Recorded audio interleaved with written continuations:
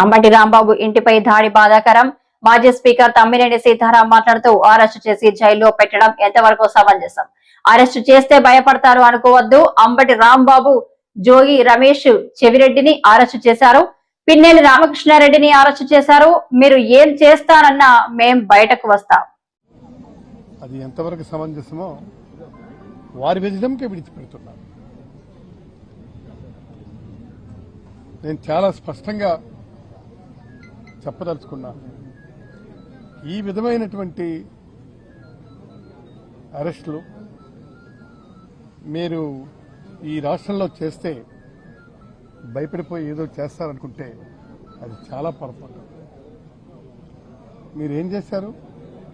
అంబటి రాంబాబుని అరెస్ట్ చేశారు, తర్వాత మన జోగి రమేష్ని అరెస్ట్ చేశారు, తర్వాత మన మిథున్ రెడ్డిని అరెస్ట్ చేశారు, చెవిరెడ్డి భాస్కర్ రెడ్డిని అరెస్ట్ చేశారు. మరి అరెస్టే చేయలేదు కానీ మహిళ అయినటువంటి విడుదల రజనీ గారిని మీరు ఇష్టం వచ్చినట్టుగా పిన్నెల రామకృష్ణారెడ్డి గారిని అరెస్ట్ చేశారు.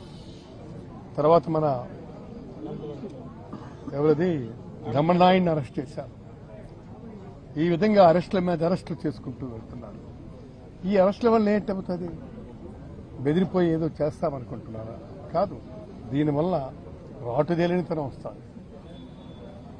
మీరేం చేస్తారన్నారే ఉదయం రా కమాన్ అంటాం. దీనికి పర్ఫెక్షన్ వచ్చింది. అర్థం కాలేదా? రాష్ట్రంలో ప్రభుత్వం ఇచ్చింది దేనికోసం? మిమ్మల్ని పాలించమని. పాలించమంటే ఏ విధంగా పాలించమని? ఈ విధంగా. ఎంత అన్యాయం అండి ఇది! ఈ విధంగా పాలించమంటే ఎవడైనా పాలిస్తాడు, దానికేముంది? మీరు 4 తడవలు ముఖ్యమంత్రిగా చేసినటువంటి మీరు ఏ విధంగా పాలించాలో మీకు తెలీదా? మీకు తెలిసినటువంటిది ఏంటి? అరెస్టులు చేసి భయపెట్టి మేము పాలిస్తామనుకుంటే చాలా పొరపాటు. మీరు ఒక్కటే గుర్తుపెట్టుకోవాలా, ఇవన్నీ కూడాను భవిష్యత్తుకి గట్టి పునాదులు వేశారు. ఇవాళ మీరు అరెస్టులు చేయటం మూలంగా ఏమవుతుంది? ఏమీ కాదు. అంతేకాదు, నేను చాలా స్పష్టంగా చెప్తున్నాను, నేను గుర్తుపెట్టుకోండి, మీరు ఈ విధమైనటువంటి దీనివల్ల ఒరిగింది ఏమీ ఉండదు.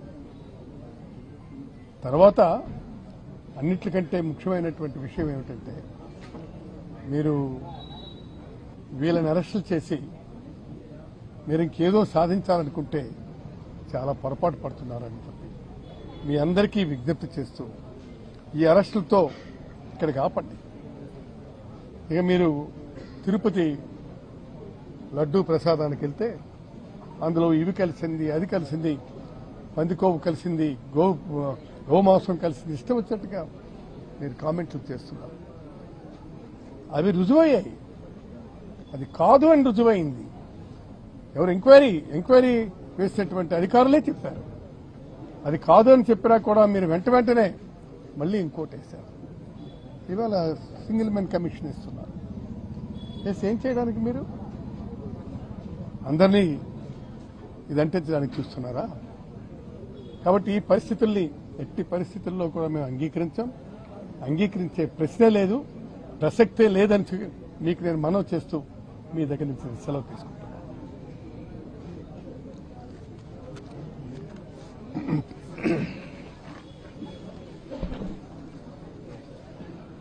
అంబటి రాంబాబు గారి యొక్క ఇంటిపై దాడి,